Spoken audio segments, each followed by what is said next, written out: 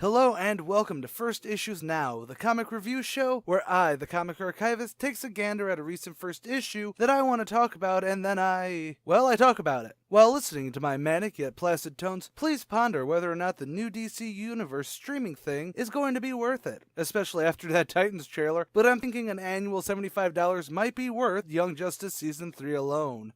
Anyways, today we will be covering Rat Queen's Special Neon Static Number 1, written by Curtis J. Webb, illustrated by William Kirkby, and lettered by Ryan Ferrier. I've gushed over and over about Rat Queens ever since it came onto my radar. It was a couple issues after it came out, and a friend of mine told me to read it for Flashback Firsties. I think it is on one of my classic first issues, or will be since I'll be getting back to re-uploading them again. Short of it, Rat Queens is, to use a quote from that review, it is a midnight Dungeons & Dragons session mixed with candy and narcotics. Well, good news, everyone! The coked-out Skittle Party decided to play a Shadowrun campaign. Okay, that's not really fair to say because this honestly doesn't feel like Rat Queens in a new setting. The basic plot is they handle a low-level case that leads to a gag ending, basically. I know I'll get hell for this, but this feels like 5 in the morning after the food, booze, and fun has run out, and yet no one wants to go home so they're still playing. The exhausted dragons again that takes up the first quarter of this book, I think is what really makes it feel literally exhausted. The bombastic feel of the main series just isn't here, and this is a setting that could have worked perfectly with. I mean, there's online chat rooms with actual avatars, which does have a neat moment where one of them is actually a fishing bot, but it just goes by so fast for being a couple of pages that it feels really rushed. Actually, maybe that's what my whole problem with this is. It feels like it was supposed to be a longer series, not just a one-shot, but it had to cut down to one normal-sized special issue with a quick troll at the end to just work it all together. As for the art, it's not bad most of the time. I will admit that there's only a handful of panels that I legitimately liked, but it's subpar. My biggest problem is the details. While it does a decent enough dirty sketch style, it's not Tank Girl like it wants to be, if that makes any sense. The faces really don't look right.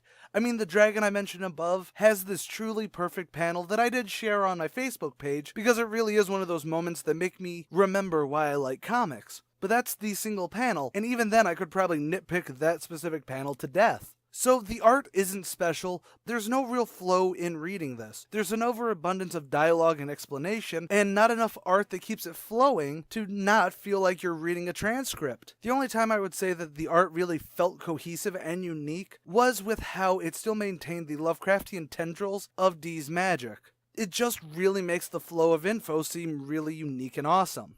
Ultimately, my biggest gripe with this, though, may simply be that it could have been a fantastic satire. Like I said, there's moments in this that really could have broken down internet culture, like the chat room scene, or the ending, but rather they come off as referencing it more than anything, which makes it feel half-hearted. So, after burning all those bridges, let's go with my verdict. It's not an essential read, the art isn't necessarily bad but it's nothing to write home about, and this just left me feeling exhaustedly bored. So my verdict is actually a split decision. If you are a fan of Rat Queens, then by all means this is worth having just for completionist's sake. But if you've never read Rat Queens before, this is totally easily skippable. Even for Rat Queen fans, there's not a lot here to go, oh my god, this is as amazing as the Orc Dave special or anything like that. And that's all for today. If you agree, though I understand more of you will disagree, or if you just want to say your piece on the comic, then please leave a comment below. While you're down there, let me know what you'd like to see on the next episode of First Issues Now, Webcomic First Ish, or the Epic Reader's History series. Like us on Facebook, follow us on Twitter, and please consider donating to our Patreon. And if you liked what you saw, a share and a subscribe to our channel will really help us reach that 1K remonetization goal. More than anything else though, I'm the Comic Archivist, and stay golden, Inklings!